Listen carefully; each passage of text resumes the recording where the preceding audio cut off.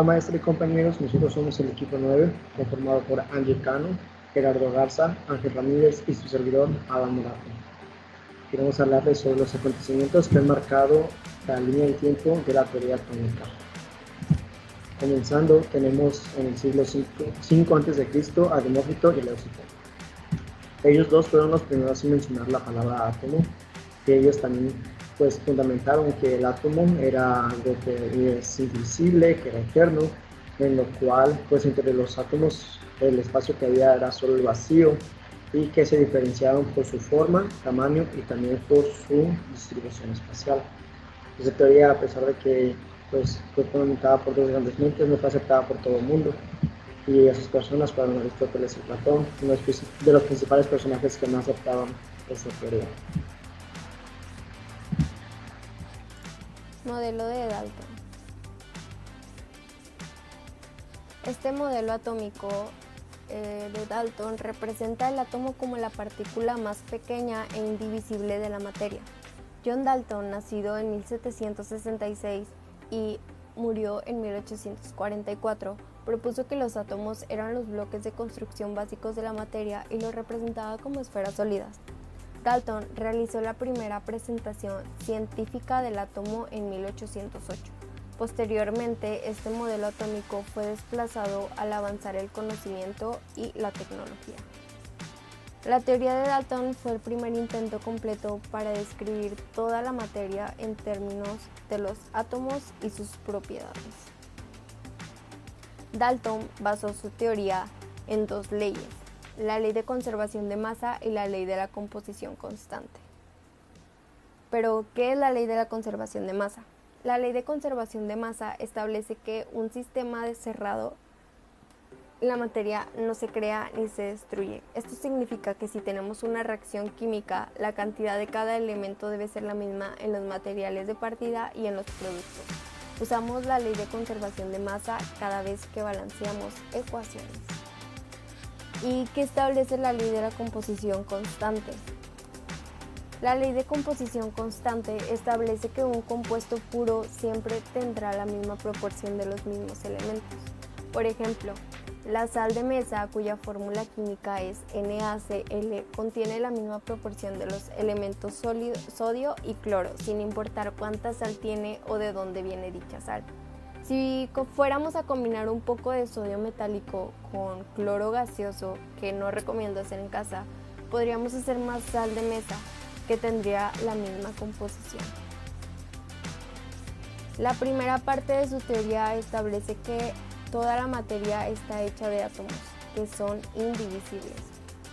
Dalton hipotetizó que la ley de conservación de masa y la ley de las proporciones constantes podían explicarse con el concepto de átomo.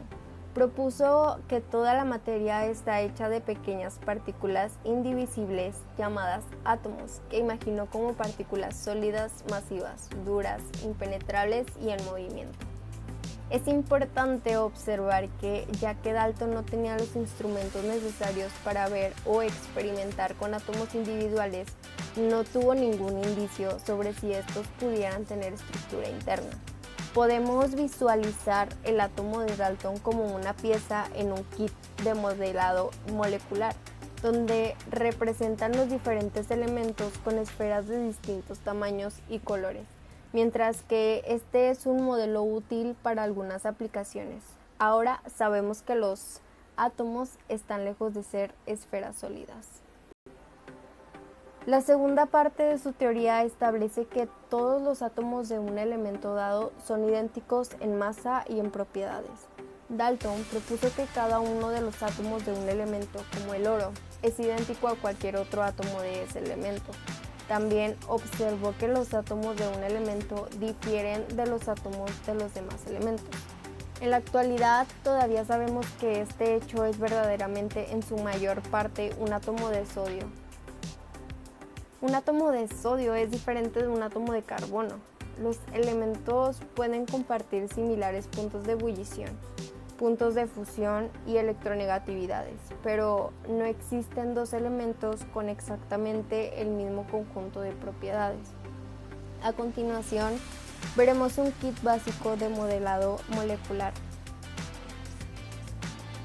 incluye átomos esféricos de diferentes tamaños, y ahí vemos los chicos, grandes, medianos, y colores, los que son verdes, azules, blancos, rojos, amarillos, negros, grises, y que pueden estos conectarse con los palillos grises que vemos ahí, ya que representan enlaces químicos.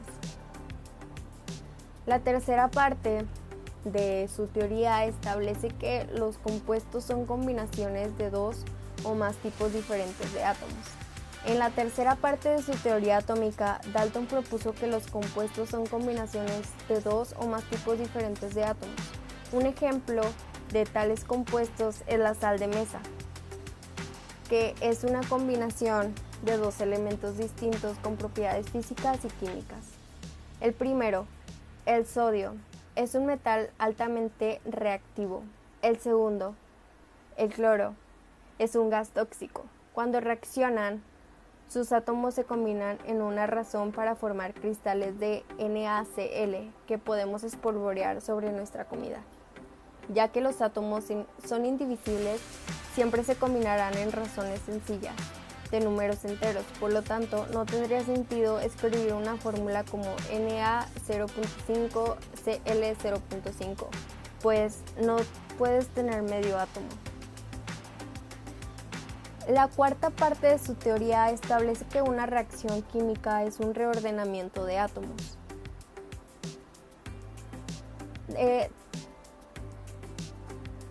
En la cuarta y última parte de su teoría, Dalton sugiere que las reacciones químicas no crean ni destruyen átomos, simplemente los rodean, usando de nuevo la sal de mesa como ejemplo.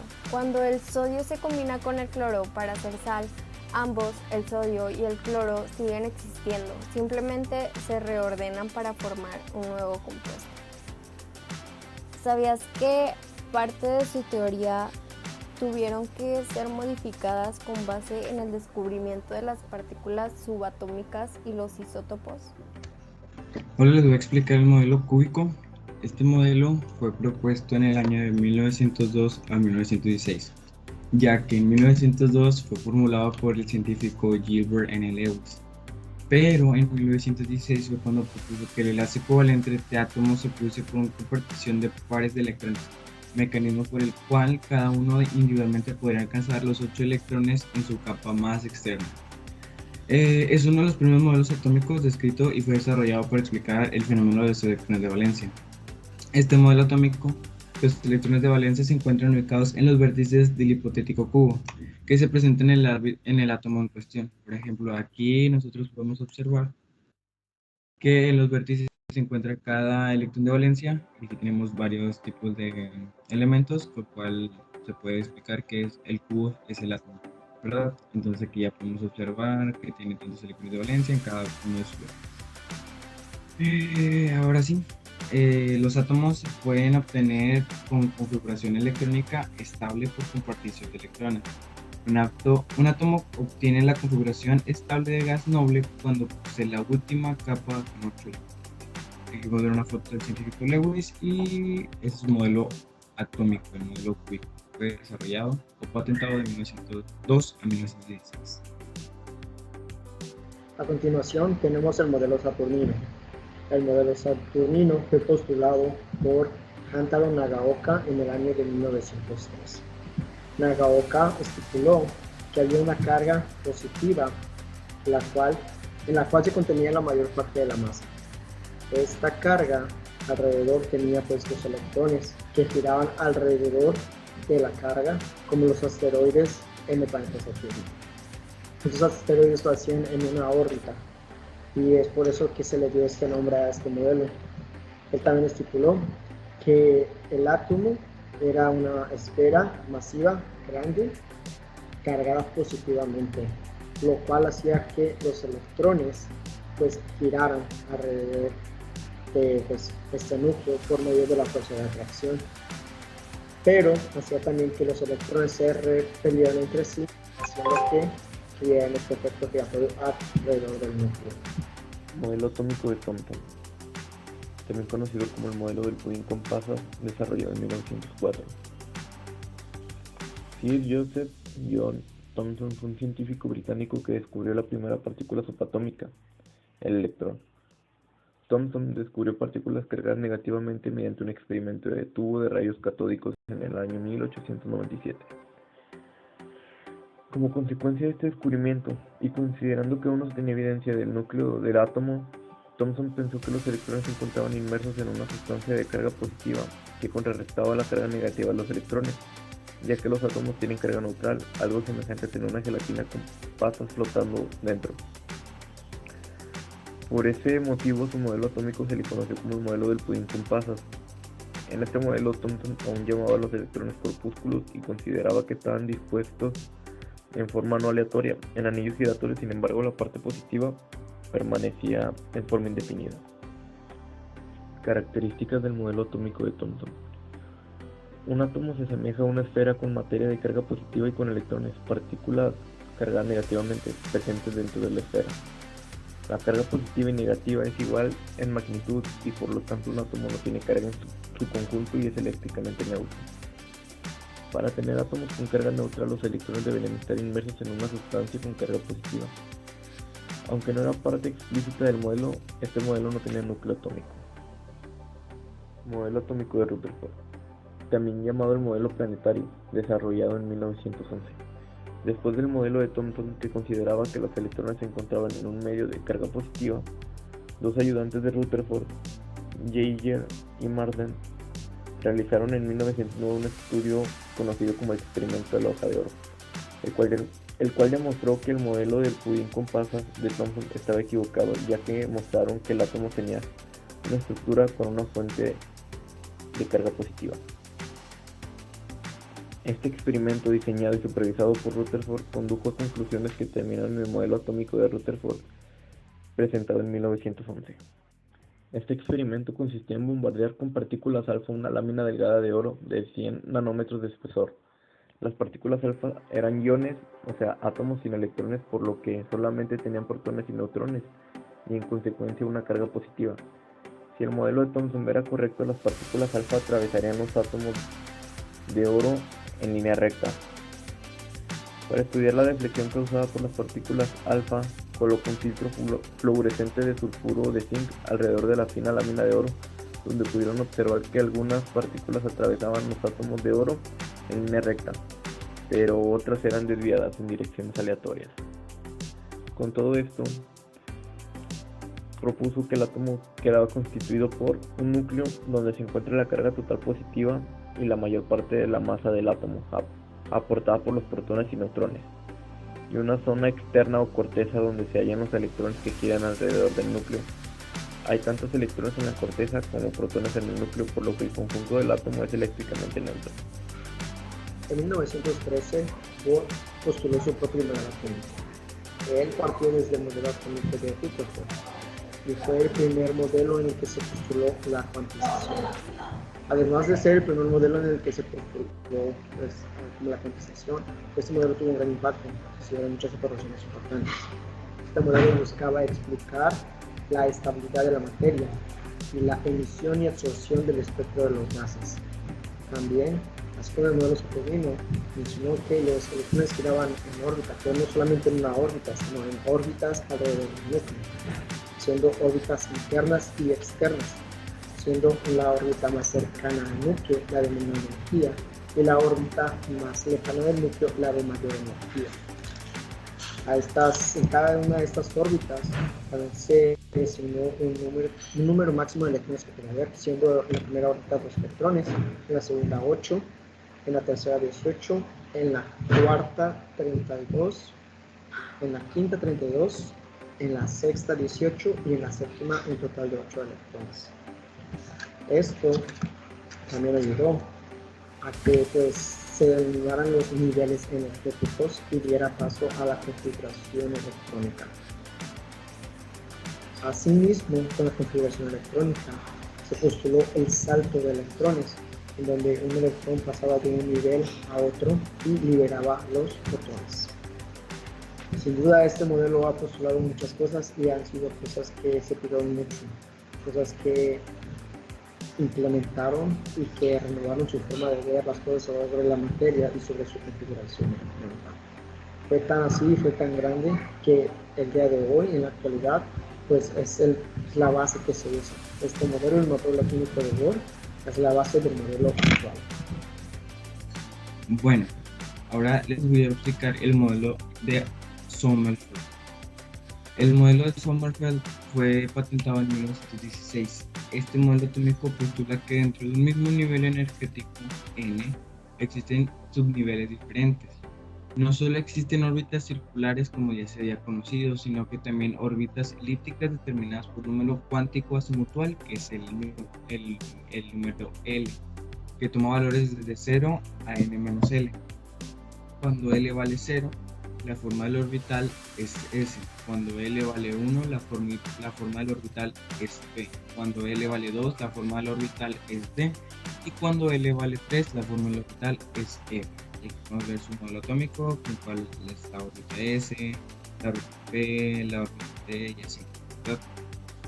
Entonces, él adaptó ese modelo atómico del modelo atómico de Bohr, que a la mecánica relativista, ya que los electrones se mueven a velocidades cercanas a la de la luz. Para Sommerfeld, él decía que el electrón era una corriente eléctrica. Bueno, ahí podemos ver una imagen de Sommerfeld y su modelo atómico, que fue desarrollado en 1900. Modelo actual de la mecánica cuántica.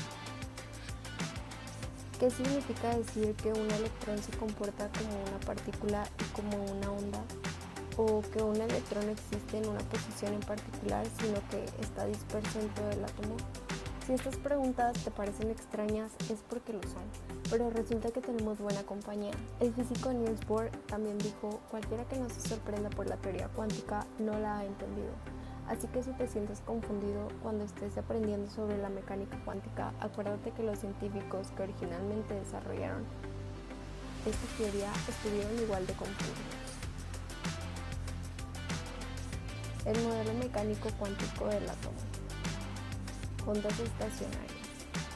Un problema importante con el modelo de Bohr era que trataba electrones como partículas que existían en órbitas definidas con precisión.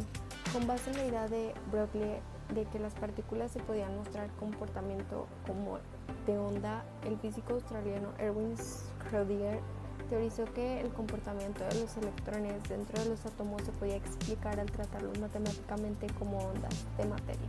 Este modelo, que es la base del entendimiento moderno del átomo, se conoce como el modelo mecánico cuántico o de las ondas mecánicas. El hecho de que solo haya ciertos estados o energías permitidas que un electrón pueda asimilar a una onda estacionaria. Discutiremos de forma breve algunas propiedades de la onda estacionaria para obtener una mejor idea de las ondas de materia electrónicas. Probablemente ya estés familiarizado con las ondas estacionarias de los instrumentos musicales de cuerda. Por ejemplo, cuando se jala una cuerda en una guitarra, la cuerda vibra en la forma de una onda estacionaria como la que se muestra a continuación. Observa que hay puntos de cero desplazamiento o nodos que ocurren a lo largo de la onda estacionaria. Los nodos están marcados con puntos rojos. Como la cuerda en la animación está fija en ambos extremos, esto lleva a la limitación de que solo ciertas longitudes de onda están permitidas para cualquier onda estacionaria. Como resultado, las vibraciones están cuantizadas. La ecuación de Schrödinger. Podrías preguntar cómo se relacionan las ondas estacionarias con los electrones. Es un nivel muy simple. Podemos pensar en los electrones como ondas estacionarias de materia que tienen ciertas energías permitidas. Schrödinger formuló un modelo del átomo que suponía que los electrones podían ser tratados como ondas de materia. A pesar de que no veremos las matemáticas en este artículo, la forma básica de la ecuación de onda de Schrödinger es la siguiente.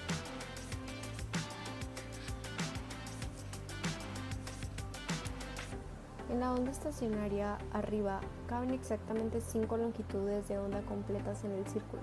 Cuando la circunferencia del círculo no permite un número entero de longitudes de onda abajo, la interferencia destructiva da como resultado la cancelación de la onda. Orbitales y densidad de probabilidad. El valor de función de onda en un punto dado en el espacio menos x, y, z menos es proporcional a la amplitud de la onda de materia del electrón en este punto.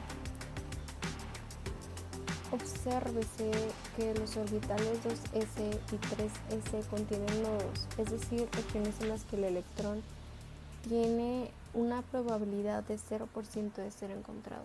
La existencia de nodos es análogo a las ondas estacionarias que discutimos en la sección anterior. Los colores alternantes en los orbitales 2s y 3s representan regiones del orbital con diferentes fases, la cual es una consideración importante en el enlace químico. Otra forma de representar las probabilidades de los electrones en los orbitales es graficando la densidad superficial como una función de la densidad desde el núcleo, R. Formas de los orbitales atómicos. Hasta ahora hemos estado examinando orbitales S, los cuales son esféricos, así que la distancia desde el núcleo R es el factor principal que afecta a la distribución de probabilidad de un electrón. Este esquema que muestra las formas generales de los orbitales S, P, D y F. Spin del electrón, el experimento Stern-Gerlach. El último fenómeno cuántico que discutiremos es el spin del electrón. En 1922, el físico alemán Otto Stern y Walter Gerlach hipotetizaron que los electrones se comportan como pequeñas barras magnéticas, cada una con un polo norte y sur. Para probar esta teoría dispararon unas de átomos de plata entre los polos de un magneto permanente con un polo fuerte norte y sur. Este fenómeno en el que los electrones pueden existir en uno de solo dos estados magnéticos no se podía explicar usando física clásica. Los científicos se refirieron a esta probabilidad de los electrones como el spin del electrón. Cualquier electrón dado tiene spin arriba o spin abajo. A veces representamos el spin del electrón como flechas que apuntan hacia abajo o hacia arriba. Una consecuencia del spin del electrón es que un máximo de dos electrones pueden ocupar cualquier orbital dado y los dos electrones que ocupan el mismo orbital deben tener un spin opuesto.